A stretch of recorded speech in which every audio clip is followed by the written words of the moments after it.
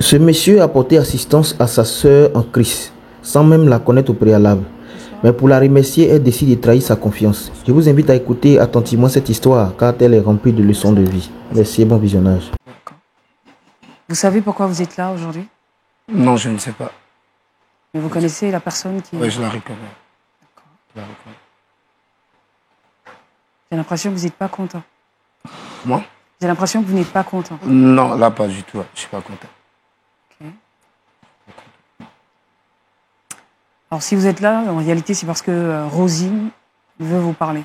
D'accord. Si je suis là, c'est pour l'écouter. D'accord. Jean-Marc. Oui.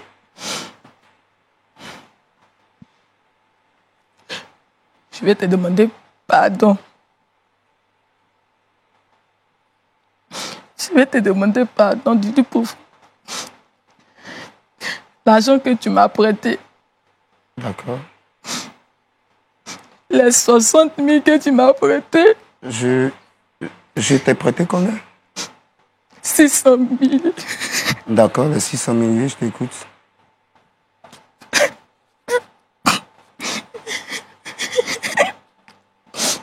Mais pourquoi je me demande pardon, en fait? Je comptais sur l'argent de Tontine pour te rembourser. Tu comptais sur l'argent de Tontine pour me rembourser? Oui. Jean-Marc, pardon. Le monsieur a fui avec mes 600 000. Tu dis quoi? Le monsieur a fui avec mes 600 000. Jean-Marc, pardon. Non, pardon, faut te relever. Tu as une soeur en crise, pardon, faut te relever. Tu vas t'asseoir à causer tranquillement. Je pense qu'on va s'entendre. Rosine. Tu te rappelles le jour où tu me demandais ce prêt-là? Oui. Tu m'as appelé, il était 21h, 22h. Et il pleuvait fortement ce jour-là. Tu m'as supplié pour que je sorte. Je suis sorti sous la pluie parce que, voilà, encore une fois, tu as une soeur en crise. Il me dit, tu es dans la détresse, il faut qu'on te soutienne. Quand je suis arrivé, tu m'as exposé ton problème. Tu ne m'as même pas parlé de cette histoire de tontine, je ne savais pas. Tu m'expliques ton problème. Je t'ai dit, l'argent que je vais te prêter ne m'appartenait pas. C'est une dame qui m'a confié les papiers de son véhicule, je devais faire sortir du port. C'est cet argent que je t'ai prêté. Et tu m'as même juré qu'à la fin du mois, tu me remettais l'argent. Et vu que tu es une soeur en crise, j'ai cru en toi, je t'ai remis l'argent. Donc ne viens pas me raconter autre chose. Là où je te parle, il y a une convocation qui m'attend à la maison. Je me pardonne, je ne vais pas aller en prison. Ah ouais, donc c'est moi qui dois aller en prison. Tu vois comment tu veux te foutre de moi? Je n'ai personne. De un, on se donne un délai que tu ne respectes pas. De deux, je t'appelle. Au début, ton téléphone, il sonnait, tu ne décrochais pas. Une semaine ou 2 semaines après, là, ça ne passe plus du tout. Pardon, je suis seule. Je vais chez toi à la maison, je ne te trouve pas. Attends, tu m'écoutes, mon d'abord.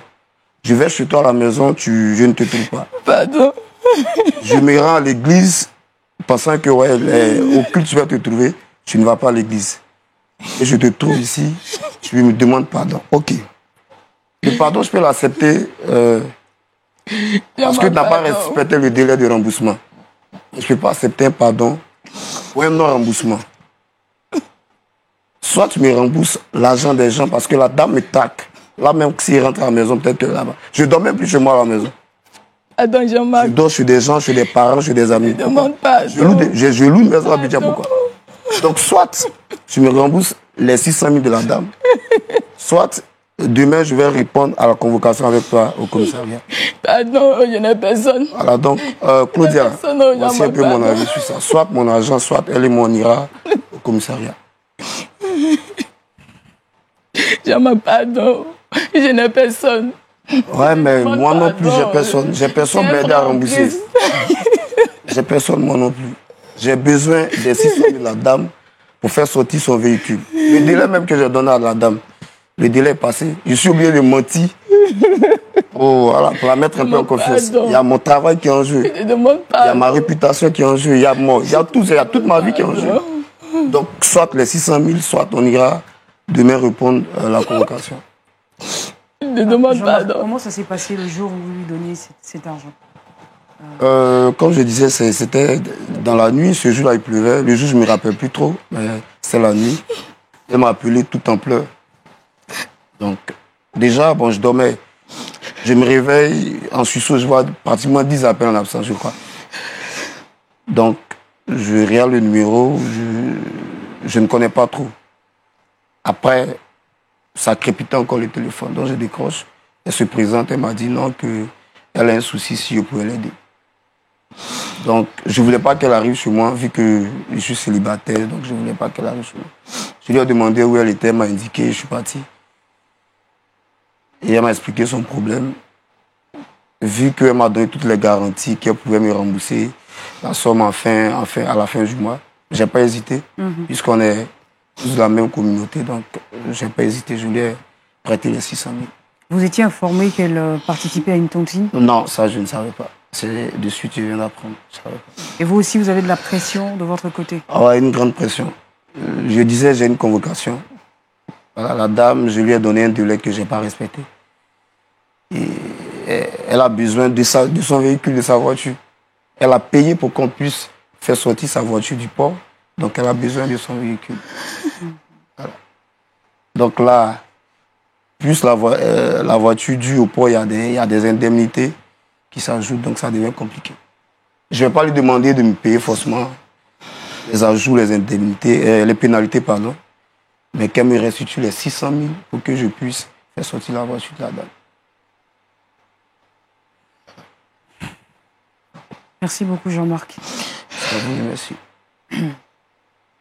Pasteur, c'est compliqué. Bon, Claudia, c'est dommage d'écouter une telle histoire. Quand on a confiance en toi, parce que dans l'église, pour te choisir comme trésorière, c'est que on t'accorde un certain crédit quand même. Donc, c'est pour ça que j'ai dit que c'est dommage. C'est pour ça que j'ai dit que c'est dommage, parce que une personne qui n'est pas consciencieuse, qui manque de maturité, premièrement, tu mens. Et tu dis que c'est parce que tu as peur que tu mens.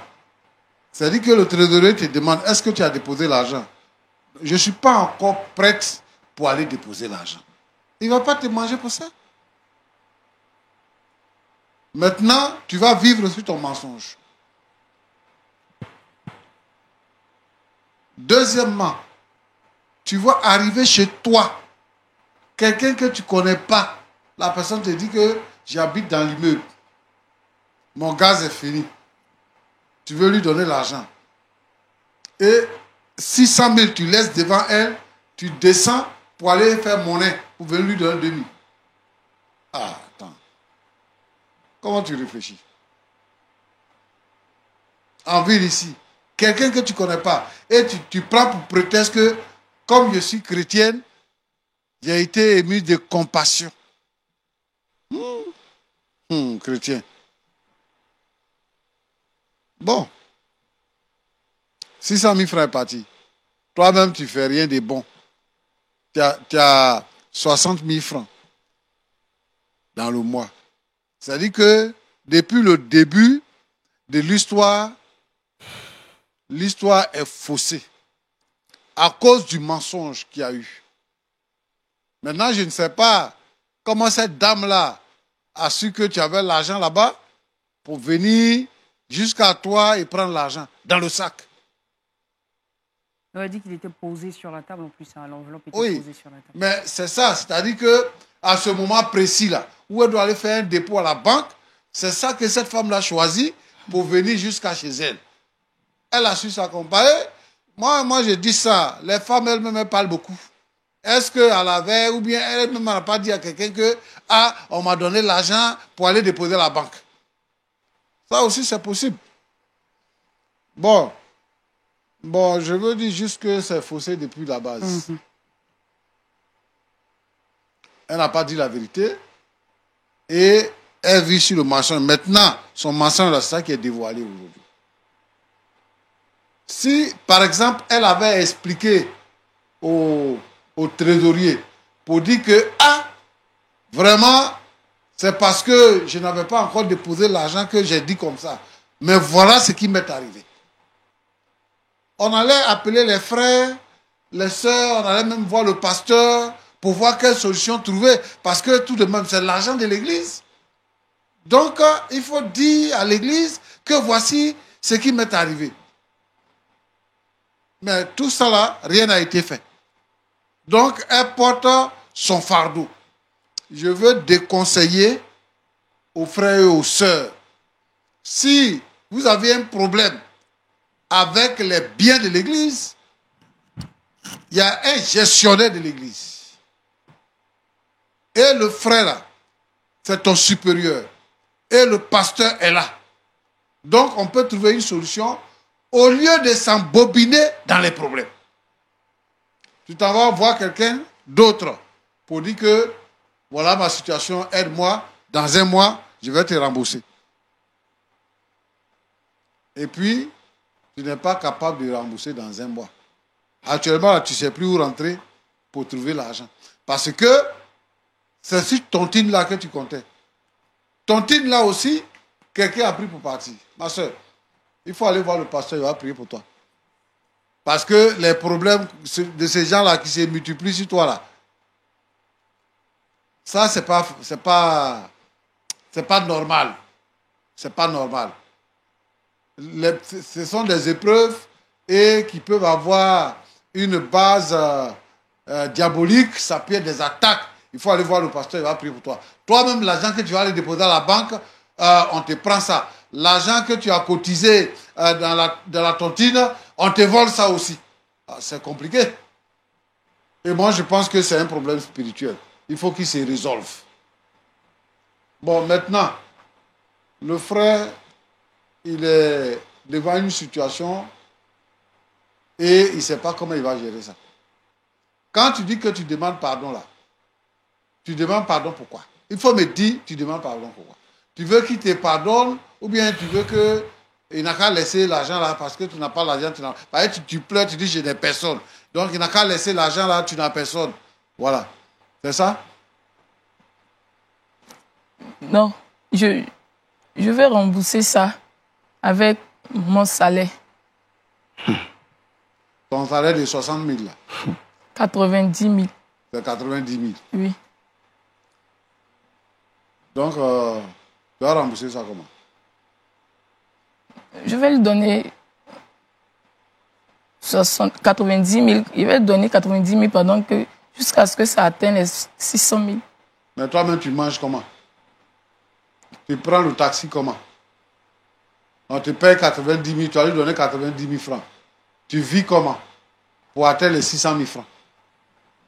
Il faut être réaliste, il faut dire des choses et puis nous, on va savoir que, bon, vraiment, tu es bien intentionné. Tu dis des choses qui ne sont pas vraies. Comment tu peux percevoir 60 000 francs? Toi-même, tu as ta propre maison. Maison là, tu loues. Tu payes l'eau, tu payes courant, tu payes nourriture. Et tu dis, tu vas prendre les 90 000 francs, tu vas lui donner. Non, j'habite chez ma tante. Ah, tu habites chez ta petite soeur? Chez sa tante. tante. Elle dit chez sa Chez tante. ta tante. Oui. Ta tante, elle est d'accord pour que... Tu as déjà parlé de ça avec ta tante? Non. Je n'ai pas encore parlé de ça, ma tante. D'accord. À la maison, là, tu participes à la popote, tu fais quelque chose ou bien ton argent, là, tu gardes pour toi-même, tu ne donnes pas à quelqu'un? Tu participes? Non, je ne participe pas d'abord. Comme c'est maintenant j'ai commencé le travail, le moment, je ne participe pas d'abord. Je ne fais rien pour le moment. C'est elle même qui m'a mis dans le travail, donc elle de faire un peu. Elle m'a donné, elle a fait un coin. Je vais commencer à faire la couture et puis après avoir un petit truc pour me débrouiller un peu dedans. D'accord. Mais la décision que tu prends maintenant, parce que en fait, tu vis chez elle, tu dépends d'elle. Oui. Est-ce que tu lui as expliqué? Non, je ne lui ai pas. Bon, toi, tu n'expliques pas tes problèmes. Tu n'as pas expliqué à ton supérieur, tu n'as pas expliqué aussi à ta maman chez qui tu vis, et tu prends des décisions comme ça. Ma petite, il faut mûrir un peu. Ce n'est pas parce que tu es coincé que tu as dit des choses que tu ne peux pas faire. Bon, moi, ce que je te conseille, il faut aller expliquer ça, ce problème-là. Il faut expliquer ça à ton responsable, il faut expliquer ça au pasteur, il faut expliquer à ta tante. Il faut leur expliquer. Et on va voir ce qu'on peut faire. Sinon, de toute façon, moi je vois là, tu vas partir des problèmes en problème. Ce que tu es en train d'expliquer là même, c'est le problème que tu expliques encore. Tu vas partir des problèmes en problème. Donc, je te donne un conseil. Si tu rentres à la maison là, il faut expliquer ça à ta tante. Il faut aller voir ton responsable là, le trésorier là. Tu lui expliques pour que vous puissiez voir le pasteur pour expliquer ça au pasteur. Là, ensemble, vous allez trouver une solution. Tu n'as pas de solution. Actuellement, là, tu n'as pas de solution. Donc, c'est là-bas que la solution peut quitter. Sinon, ce que tu proposes là, ce n'est pas réaliste. Mon petit, quel est ton nom là? Jean-Marc. Jean-Marc. Oui. Merci d'être venu. Merci, pasteur. Merci aussi d'avoir été prompt à répondre aux besoins de la sœur. Je comprends la situation actuelle. C'est une situation difficile. Compliquée même. Parce que, bon, en fait, c'est une sœur en crise. Toi, tu as voulu l'aider parce qu'elle va te rembourser. Toi aussi, tu travailles pour quelqu'un. Enfin, je veux dire que tu travailles pour quelqu'un parce que c'est quelqu'un qui t'a donné l'argent pour sortir sa voiture. Oui. Donc, tu travailles pour elle. Et elle a besoin de sa voiture. Oui. Donc, tout ça, l'un à l'autre, ça se complique. Je veux te demander pardon pour le désagrément. Pour la situation qui est arrivée. Mais je veux que tu continues dans ta manière d'être. D'accord. Il ne faut pas dire que comme ça s'est passé comme ça, je suis déçu, donc je ne peux plus aider parce qu'il y a quelqu'un de bien quelque part qui a un problème, qui peut répondre. Si toi tu peux aider, il faut aider. Si dans la vie là, si quelqu'un peut aider quelqu'un, il faut qu'il le fasse. Il ne faut pas il va penser, comment on appelle ça, aux conséquences et tout ça. Parce que le Seigneur est avec nous. Amen. Mais ce que je veux te dire, c'est que le Seigneur Jésus dit qu'il est le chemin, la vérité et la vie. S'adressant à ses disciples, il dit, vous connaîtrez la vérité et la vérité vous affranchira. C'est une situation, vous tous, vous êtes frères et sœurs. La sœur ne va plus à l'église parce qu'elle a peur de te rencontrer. Comme elle sait que les soirs, là, tu ne viens pas à l'église, c'est le soir, elle va à l'église. Regarde sa situation, regarde ce qu'elle explique même. Moi-même, là où je suis assis, là, j'ai pitié d'elle déjà. Moi, je ne suis pas venu pour te dire qu'il faut accepter, il ne faut pas avoir remboursé l'argent. Mais, à la base, c'est l'argent de l'église. Pour acheter des chaises et des tréteaux. C'est l'argent de l'église. Comme vous êtes dans la même assemblée, vous avez le même pasteur, je pense que si tu acceptes le pardon de la sœur, tu peux partir avec elle pour expliquer ça au trésorier et au pasteur. Pour voir ce que l'Église peut faire. Ce que l'Église peut faire. Et moi, je sais que l'Église peut faire quelque chose pour qu'elle-même soit libérée et que toi aussi tu sois déchargé. Parce que vous êtes des jeunes et là, vous êtes coincés tous les deux. Avec toi, hein? Mais tu fais des calculs et tu ne vas pas rembourser. C'est comme ça qu'on évite le chemin des gens à qui on doit de l'argent.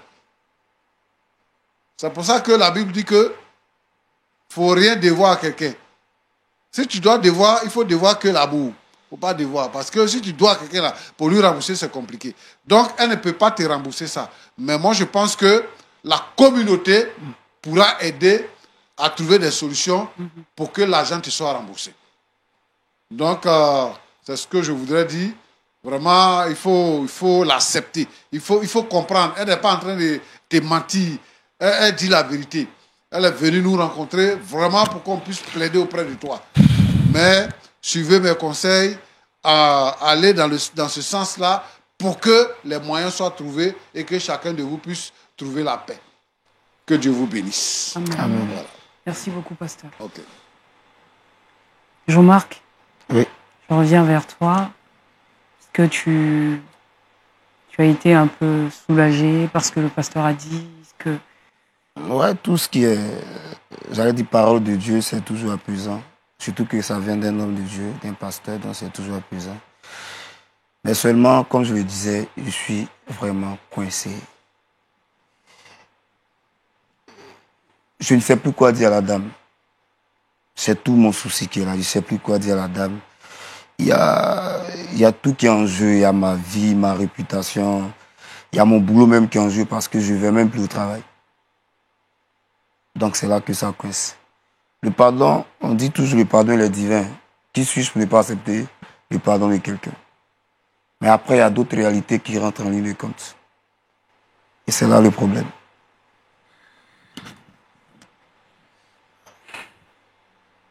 Mais est-ce qu'il y a une possibilité que tu ailles avec elle à l'église pour rencontrer votre pasteur, le trésorier? Ouais, ben, vu qu'on est dans la même église, ça ne me gêne pas. Mais j'espère juste qu'au sortir de ces entretiens, j'aurai une solution à mon problème. C'est ça le vrai point. Rosine? Merci d'avoir regardé la vidéo jusqu'ici. La première partie de cette vidéo sera disponible à 11 h. N'oubliez pas, abonnez-vous, activez la cloche de notification afin d'être notifié à chaque fois que nous publions une vidéo. Merci et d'ici là, prenez soin de vous.